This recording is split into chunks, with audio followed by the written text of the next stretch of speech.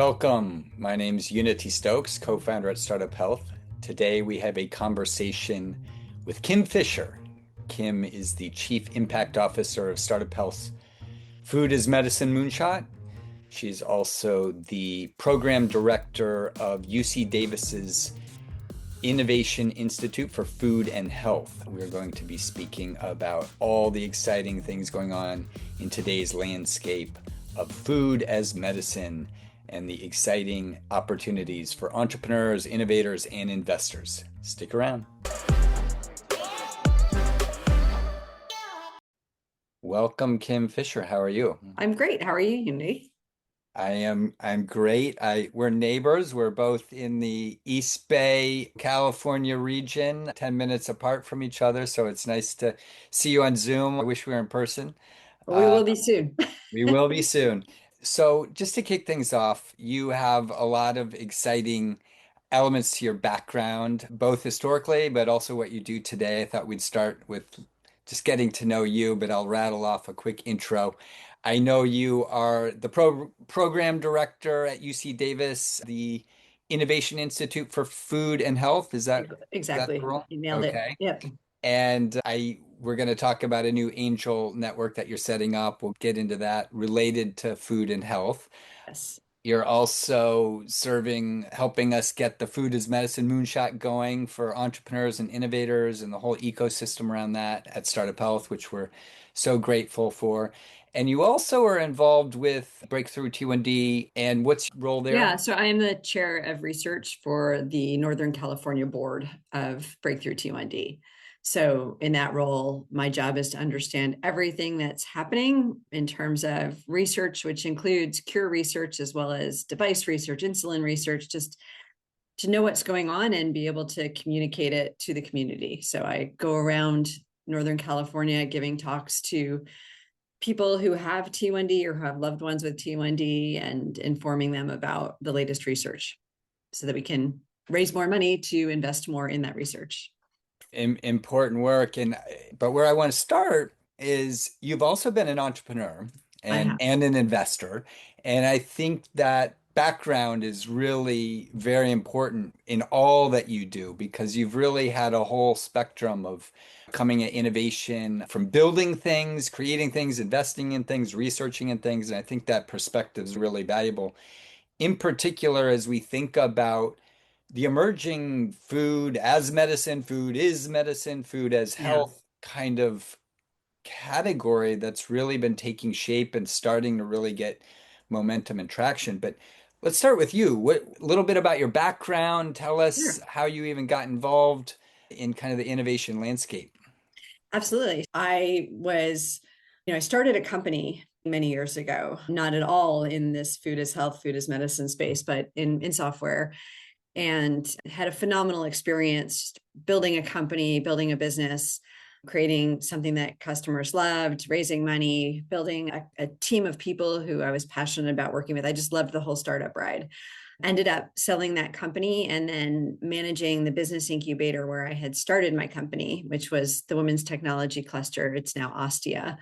And had the opportunity to then help other entrepreneurs avoid mistakes I had made as an entrepreneur, just work with them to help build their businesses, raise money, figure out their product market fit.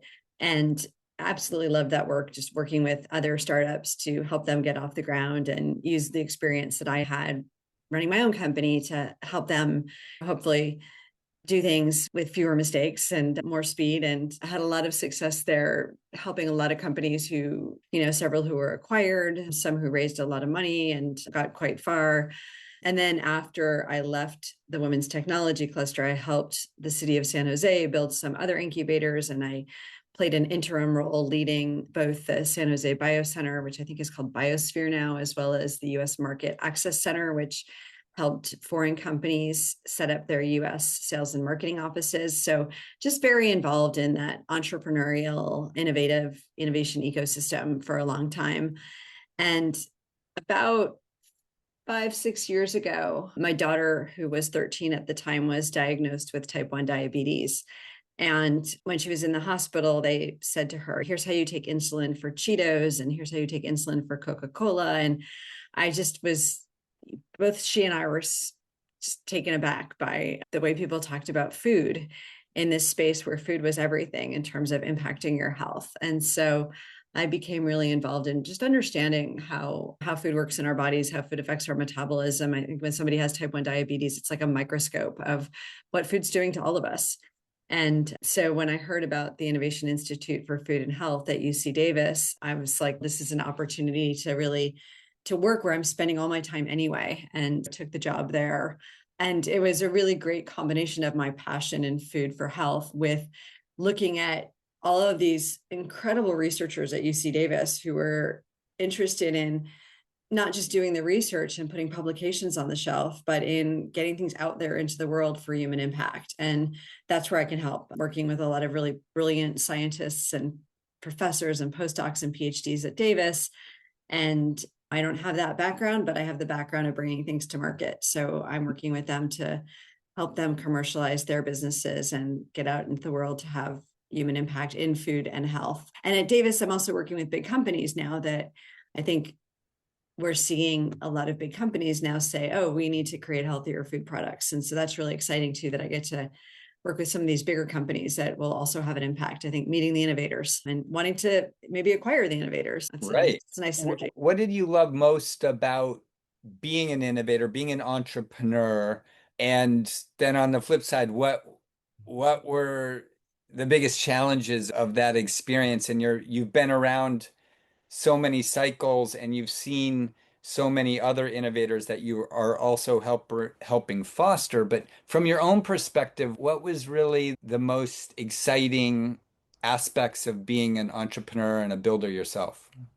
To me, the most exciting aspects of being an entrepreneur are the ability to get things done quickly, to make a difference, and to really run with things. And that's where I like to live. I don't do very well with big bureaucracy and slow decision making. And there's a lot that we need to get done. And I feel like entrepreneurs and innovators and just being part of a startup, we have the opportunity to build quickly and to make an impact quickly, but also to build teams around ourselves. I've always said I love to hire people who are much more capable than I am, just to have that opportunity to define who you work with and to work with really smart people who are all passionate about creating something is part of my joy.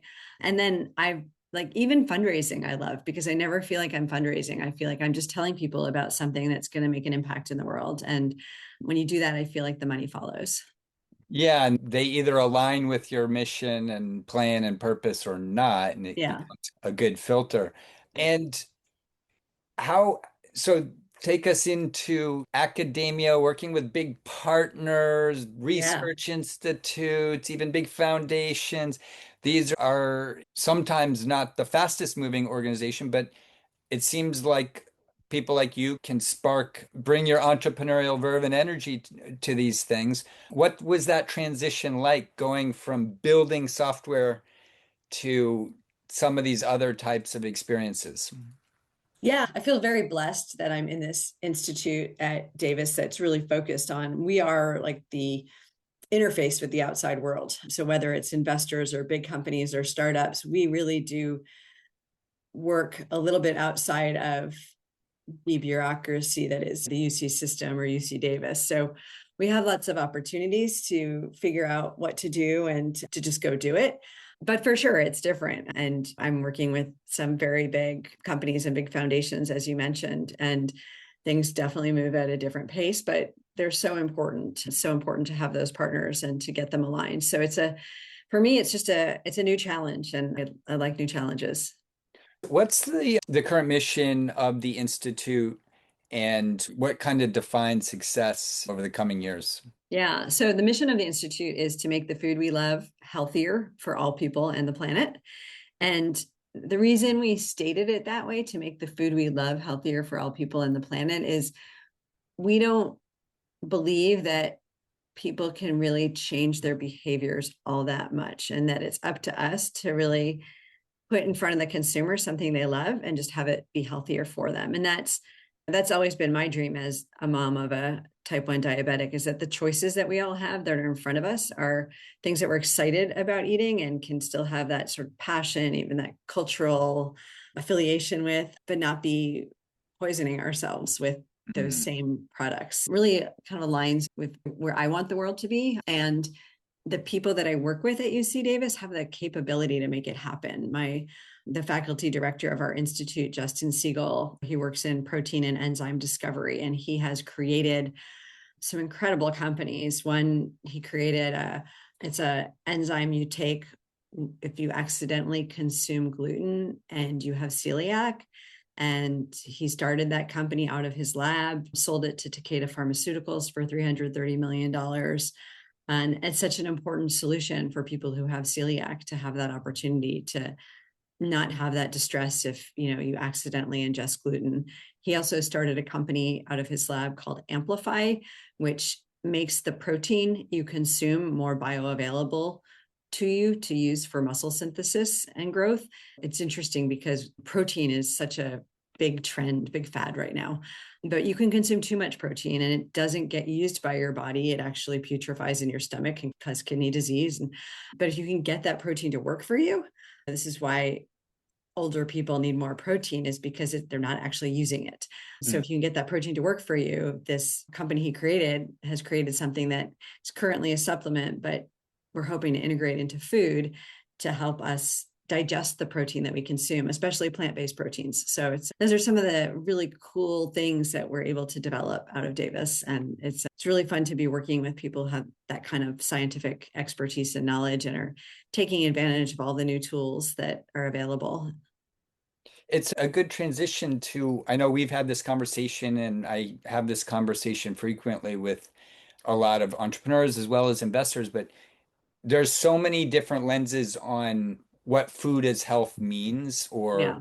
food as medicine, or food is medicine, or food technologies, all the way to the types of innovation you were just describing, which is quite extraordinary, Yeah. to there's food trackers and actual like software and apps, and Yeah. there's things that tie directly either invasively or non-invasively. There's wearables. There's just a whole category. How do you how do you think about the landscape? And obviously there's also the whole policy side of things, and but Yeah. just in terms of the innovation sphere, how should we all be thinking about the category? Is it actually 10 different categories? Is it one aligned group of innovation? How are people talking about this now? Yeah. I think people are talking about it a lot of different ways. I don't think there's exact definitions yet. And I know you said both food is health and food is medicine, and I think they are a little different. Correct. I don't know if we talked about yet the Food and Health Angel Network that we just created out of UC Davis, but it's a standalone entity. And we spent a lot of time thinking about what is our investment thesis and what do we want to invest in this food and health sphere. And there's a lot of misunderstanding. Some people think because we're out of UC Davis that we're investing in drones to make sure that agricultural settings have enough water. And like, there's a lot of things that I think food and health is not. I think we've decided that where agriculture is actually relevant is where like the soil microbiome actually impacts the gut microbiome and impacts the health of our food and how it impacts us. But there's like these barriers we've had to form around how we're defining what our thesis is at the Angel Network, which is we're talking food and medicine at Startup Health and food and health in our Angel Network. But we created an investment thesis after much discussion that we're investing in early stage companies that apply science, data, and technology to improve metabolic health, performance, and healthy longevity. And we broke it down into two categories. And one is it's a core competency and a sweet spot of the work we do at UC Davis. Our angel investment network is investing more broadly than UC Davis companies. We're investing in companies nationally. But at UC Davis, we do a lot of work in understanding food at the molecular level. And evidently 99% of what's in our food, we don't even know what it is. When you talk about food and health, it's just a fascinating thing. We call it the dark matter of food. And at the Innovation Institute for Food and Health, we're funded by the Rockefeller Foundation and the American Heart Association on a project called the Periodic Table of Food Initiative, where we're looking at understanding what's in our food at the molecular level. And we should be able to, once we understand the molecules that are in our food, figure out like next generation bioactives and use AI to figure out where some of these molecules in our food might have certain health benefits and be able to really create food as medicine. Or say, if you have IBD, you'll need to eat cherries because they have these different molecules that impact your health. Or maybe you'll design new foods that combine all of the different molecules that are required to combat IBD. So there's a lot happening that wasn't even possible before in understanding sort of bioactives and using AI to turn molecular science into scalable foods. So that's one of the areas that we're looking at in our Angel Network is ingredient and product innovation. And then the second area is what you just talked about, metabolic health solutions. So biosensors, not just CGMs, but the ability to track other biomarkers in our blood, to track them in really easy ways. I know you have some companies in startup health already that are using non-invasive sensors to track different metabolic markers, data platforms, programs that integrate nutrition into healthcare, food as medicine. I know a lot of people think of it as food delivery and making sure that people get the food that they need for who they are. But we need the sensors then to understand who they are, or at least get information about what different people's health issues are, or I guess disease issues as well, so that we can get the right foods to them. We've defined it as ingredient and product innovation and metabolic health solutions, but I think you could break that down a lot of ways. It's all pretty broad.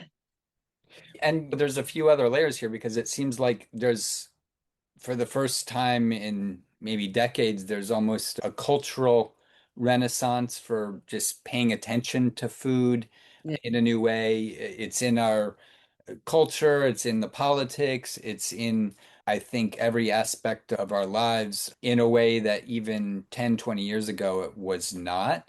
And then I also think you mentioned AI and what that's unlocking in terms of science and some of the other areas that now are impacting the innovation in this sphere. What's your take in terms of where we are in terms of an innovation cycle as it relates to food impacting our health? Are we entering a new, I guess, era of opportunity than, say, maybe 10 years ago when you started really paying attention to this arena? 100%. Like you said, it's in the news. People are aware of it. But I think the other thing that's really given both a literal and metaphorical shot in the arm is GLP-1s and other incretin hormones that have come on the market. And I think that is something over 15% of Americans have now tried these drugs. 92% of Americans are metabolically unhealthy, which to me means we're at a tipping point where something has to change. And these drugs are really creating consumer pull on the big companies to change. And so the big companies that we work with at UC Davis are looking at the startups to figure out where the innovation is going to come from, because they don't have research budgets. They don't have the capability to innovate the way these startups do. And so I think there is a huge wave happening now where there's going to be a lot of opportunity for startups because people are caring, people are wanting healthier food, and the big companies are.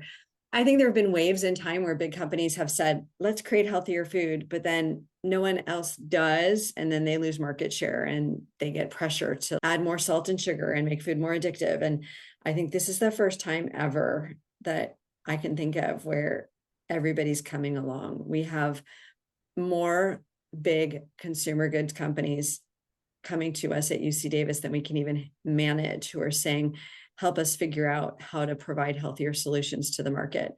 And then they want to know about all the startups we're working with. And they want to learn from them. They want to partner with them. They want to acquire them. So there is so much happening right now. This is a huge opportunity and a huge wave. At the same time, one of the reasons we started the Angel Network now is food venture capital has really gone into a downturn right now. There were a lot of investments in cultured meat and plant-based meats that didn't do well.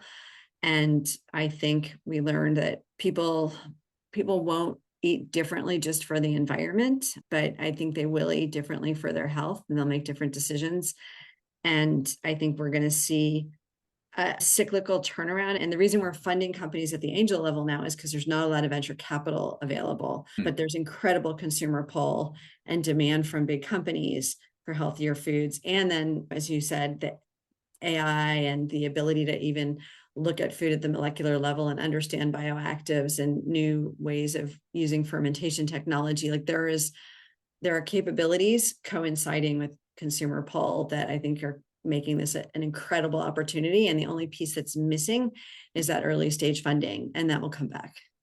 So it's interesting. First of all, I'm so happy you're creating this angel investor network, very much needed. This seems to be a typical trend where sometimes it takes a cycle or two and you see a big win or two that then starts to attract more investors into the category.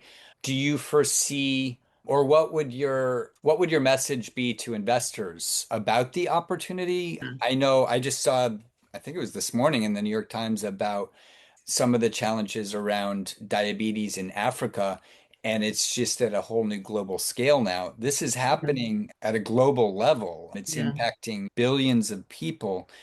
To me, there's a significant market opportunity that is both impacting all of our health, but it seems should be an investment opportunity. Yeah. No, I think there is an investment opportunity. That the question is just where investors are, where are they going to find the money to invest, especially if they recently made investments in companies that didn't do well. So that's where I think there's just going to be a little bit of a lag. But I think there's a lot of people who are excited about, like you said, making a difference globally. There are people who are interested in healthy longevity as well that have money. And so I think we're going to see investors that maybe weren't even in this space come into this space as we look at some of the solutions that we can create. Food, just plain food, a healthier soda or something like that didn't used to be something that would get acquired for $1 billion by Pepsi, and now it's happening. So I think that we're seeing a lot of opportunity and a lot of change. And as you said, it's not just in the US. And the uptake of GLP-1s in the US is huge, and our metabolic health crisis is huge, but it's actually bigger in other places. And yeah, this is a global problem, and we need to create global solutions. And there's a market for it because people are now, the writing's on the wall and people care. People don't, yeah, they want to live. They want to live They healthy want to lives. live. Yeah. A few comments. First of all, one of the things that I love about this whole area is, at least as we think about health moonshots at Startup Health, the intersection of food really aligns with all of them. Healthy lifespan, metabolic, cardiometabolic, Yeah. our T1D moonshot, they're all really interrelated in so many ways for obvious reasons. Where, what types of innovation are you seeing that is exciting? And where are the gaps? What do you wish you were seeing more of? Or, hey, let's get the bullhorn out to more innovators of all types. These are types of areas we need the greatest minds and innovators of our time to be really Yeah. focusing on. I'm going to have a really fun paper to share with you soon. I had the opportunity to go to the National Science Foundation and meet with researchers and companies from around the country. And our mission was to figure out what's the world going to look like in terms of food and health in 20 years. And therefore, from a government perspective, like what kinds of grant proposals should they put out so that we can start creating that future? And I would say the big topics there are the same topics that my answer to you would be about. What should people be looking at now? I think that precision nutrition needs to be the future. I look at a family and what they eat and how it impacts people differently, right? Like everybody has different needs, and we're able to start tracking what different people need and figuring out how we can deliver food to people, get food to people in a cost-effective way, and also make it be what they specifically need is, I think, a really important problem to solve. There's a lot of different ways to solve that problem. I saw some really cool companies at the Consumer Electronics Show, including a mirror. You wake up, you look in the mirror, and it tells you like all of your biomarkers and like what you're deficient in and what you should eat tomorrow and eat that day. And so if we can passively collect data, maybe we pee and it tells us that we're missing certain nutrients, and then breakfast is delivered to replenish those nutrients. Like those are the kind of sort of futuristic solutions that we talked a lot about when I had the opportunity to go to the NSF. And I think the big challenge is going to be, how do we make that global and scalable? I had a great opportunity at the Future Food Tech Conference in San Francisco last week to talk to somebody from Safeway who has figured out a way to get Medicaid to cover meals, not meals, more like fresh produce and meat and real food, to get that delivered to people who have health issues. But the box for a type 1 diabetic might be different than a box for somebody with IBD, that somebody with celiac. I think understanding that we all have different needs and figuring out a way, that's a partial big company, partial policy solution. But I think there are ways that startups can be thinking about creating that future too. We envisioned at this conference, we wake up and the family, or basically it's not waking up, like the family, it's dinner time and the family all has their different issues, their different needs. The kids have maybe been more active than the adults, and a pizza gets delivered to the door and everybody gets delivered in their slice, a delicious piece of pizza that delivers each of them the individual nutrients that they need for replenishment and a good night's sleep. That's a little bit of a visioning, dreaming exercise, but it's interesting. Well, I was just going to ask you, like, take us into the future where you're an optimist. Where do you realistically hope that we'll be in 10, 20 years, in a way that, is it the actual food is different? Is it the mirrors and tools and technologies around us that are guiding us in real time? Is it some kind of, are there new medicines, actual pills? Is it some kind of collection of all of that? But ultimately, we're somehow healthier because of what we're ingesting and how we're powering our bodies? Yes, and I think all of that is the direction we're heading in. And my most importantly to me, and everything that I do and everything that I work for, is that when we go buy food, the options available to us are nourishing our bodies and not making us sicker. The Rockefeller Foundation had this just mind-boggling statistic that we spend $1.1 trillion growing, distributing, and consuming food. And then we spend $1.1 trillion fixing the health issues caused by our food. And so if we could take that money and move it into innovation so that we're not creating a problem, I think that would be what I'd like to see in the future. Wow. Thank you for doing everything that you do to inspire the ecosystem, to support the ecosystem. Where can people learn more about the Angel Network, the work you're doing at UC Davis? And obviously, you can learn more at startuphealth.com about our food is medicine moonshot. But where can people go? We'll put links in the show notes. Awesome. The Food and Health Angels is at fhangels.org. And you can go there. And if you're interested in, we're trying to make it easy for people to become investors in this space, because like I said, there's a dearth of capital available right now. We let people join who, some of the people in the network are willing to write checks for $1 million, but as long as you're interested in writing a check for $10,000, we welcome you as an investor, and we pool the capital for the startup. So it's one line on their cap table and easy for them. And startups can go to that website too, fhangels.org, and apply for funding. And otherwise, the Innovation Institute for Food and Health has a much longer URL. So you can just Google Innovation Institute for Food and Health UC Davis to find more information about that organization. Awesome. Beginning of a journey. There's so much work to do. We need innovators. We need entrepreneurs. We need all the customers, stakeholders, policymakers, everybody in this Yeah. journey together so that we can solve all the moonshots, because food is really paramount to all of this. Yeah. And I like that you said that, because I'm really excited to be part of Startup Health and helping build this food as medicine moonshot, which I think, I love the adjacency to the metabolic health and T1D moonshots because I'm passionate about all of that. But I think adding those people and getting those people involved, policymakers and others who are interested in creating this future, I think would be really great, in addition to interesting startups. Thank you, Kim. See you soon. Yeah. Thanks, Unity. And finally, an invitation to all of the extraordinary health transformers. Whether you are a startup, someone building the future of health, or whether you are an investor, funder, or buyer of the solutions out there in the marketplace, this is an invitation to you to join the Startup Health member community. Learn more at startuphealth.com. Look forward to hopefully seeing you soon.